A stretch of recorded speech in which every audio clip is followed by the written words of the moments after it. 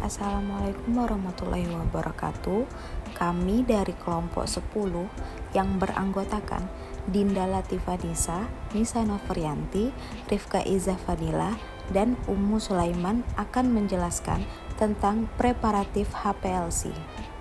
Sebelum kita masuk ke preparatif HPLC, kita harus tahu apa itu HPLC. HPLC adalah sebuah teknik analisis kimia yang digunakan untuk memisahkan, mengidentifikasi, dan mengukur kandungan komponen dalam campuran larutan. Selanjutnya kita masuk ke prinsip kerja HPLC, di mana memiliki prinsip kerja pemisahan komponen analit berdasarkan kepolarannya. Setiap campuran yang keluar akan terdeteksi dengan detektor dan direkam dalam bentuk kromatogram, di mana jumlah pik menyatakan jumlah komponen, sedangkan luas pik menyatakan konsentrasi komponen dalam campuran. Selanjutnya, jenis HPLC berdasarkan kepolaran. Jenis HPLC yang pertama ada kromatografi fase normal. Pada kromatografi fase normal ini, kolom diisi dengan partikel silika yang sangat kecil dan pelarut nonpolar. Senyawa-senyawa polar dalam campuran melalui kolom akan melekat lebih lama pada silika yang lebih polar dibandingkan dengan senyawa yang nonpolar. Oleh karena itu, senyawa nonpolar kemudian akan lebih cepat melewati kolom dibandingkan dengan senyawa yang polar. Fase diam yang digunakan yaitu senyawa polar dan fase gerak yang digunakan berupa senyawa nonpolar. Kemudian yang kedua ada kromatografi fase terbalik. Pada kromatografi fase terbalik, senyawa-senyawa nonpolar dalam campuran akan cenderung membentuk atraksi dengan gugus hidrokarbon. Karena adanya dispersi gaya van der Waals, senyawa-senyawa ini akan menghabiskan waktu dalam larutan lebih lama dan akan bergerak lambat di dalam kolom, yang berarti bahwa molekul-molekul polar akan bergerak lebih cepat melalui kolom dibandingkan dengan molekul-molekul yang nonpolar. Fase diam yang digunakan berupa senyawa nonpolar, sedangkan fase geraknya berupa senyawa polar. Selanjutnya yaitu perbedaan antara HPLC preparatif dan HPLC analitik berdasarkan beberapa parameter. Yang pertama yaitu berdasarkan dimensi kolom, di mana HPLC analitik memiliki panjang 100 hingga 250 mm dan ID-nya 4,6 mm. Sedangkan untuk HPLC preparatif memiliki panjang lebih dari 150 mm dan ID-nya 50 hingga 200 mm. Untuk ukuran partikel HPLC analitik memiliki ukuran partikel yaitu 3 hingga 5 mikrometer, sedangkan untuk HPLC preparatif memiliki ukuran partikel 20 mikrometer hingga 50 mikrometer. Selanjutnya untuk parameter laju aliran, HPLC analitik memiliki laju aliran 0,1 hingga 10 mili per menit, sedangkan HPLC preparatif memiliki laju aliran 10 hingga 200 mili per menit. Berikutnya yaitu berdasarkan tujuannya. HPLC analitik bertujuan untuk memisahkan komponen-komponen sampel, sedangkan HPLC preparatif bertujuan untuk mengisolasi dan memurnikan jumlah yang wajar dari suatu zat tertentu dari sampel. Kemudian untuk skala pada HPLC analitik yaitu memisahkan sampel dalam skala kecil, sedangkan HPLC preparatif memisahkan sampel dalam skala besar. Selanjutnya, untuk panjang kolom dari HPLC analitik cukup menggunakan kolom yang pendek, sedangkan HPLC preparatif lebih baik menggunakan kolom yang panjang. Kemudian untuk tekanan balik, di mana HPLC analitik tekanan baliknya lebih rendah, sedangkan untuk HPLC preparatif tekanan baliknya itu lebih tinggi. Untuk jumlah dan volume sampel pada HPLC analitik membutuhkan jumlah sampel yang sedikit, sedangkan untuk HPLC preparatif membutuhkan jumlah sampel yang lebih banyak.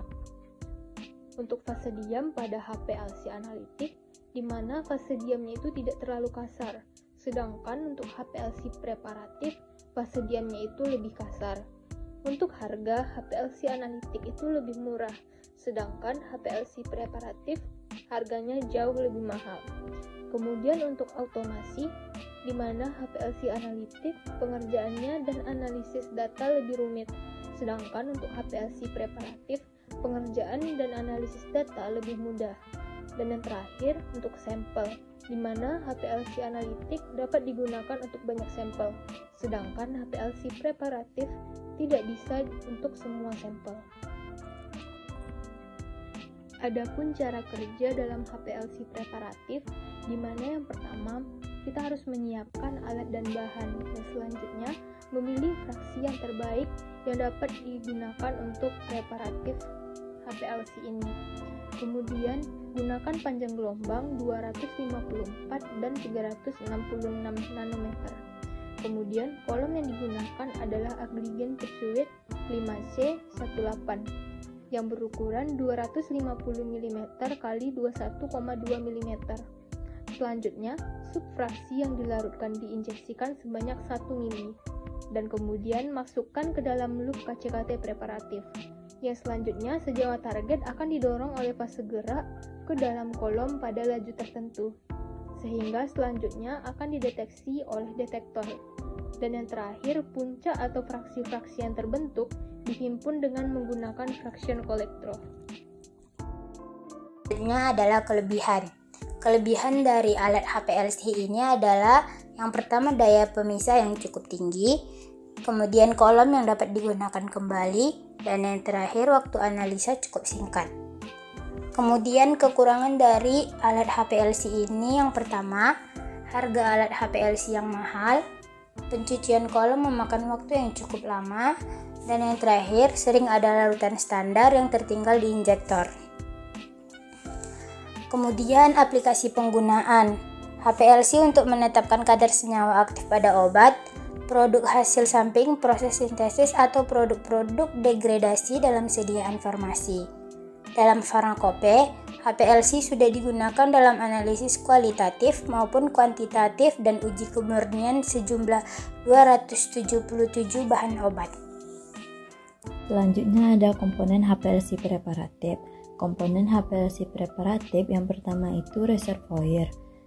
Fungsinya untuk menyimpan fase gerak. Pada ini harus terbuat dari bahan inert, bersih, dan juga dapat menampung sekurang-kurangnya 1-2 liter fase gerak.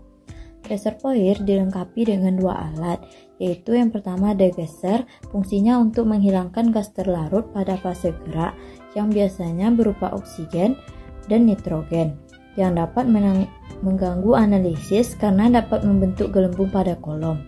Kemudian yang kedua itu penyaring melifor, fungsinya untuk menyaring partikel halus pada fase gerak, karena partikel ini dapat menyumbat injektor, pompa, dan juga kolom.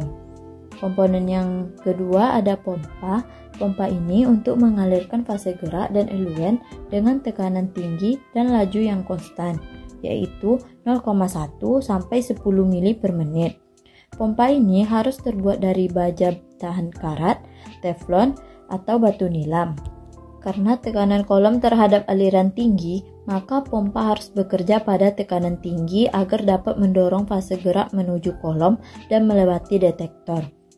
Komponen selanjutnya ada preparatif injektor, di mana berfungsi sebagai tempat untuk memasukkan cuplikan ataupun sampel.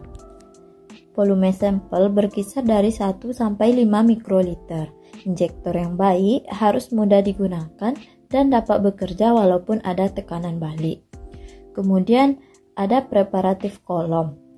Preparatif kolom merupakan tempat terjadinya pemisahan komponen-komponen sampel.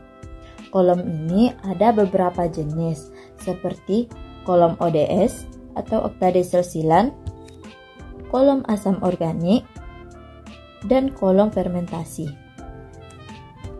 Pemilihan ukuran kolom tergantung dari jumlah material yang dibutuhkan untuk diinjeksi.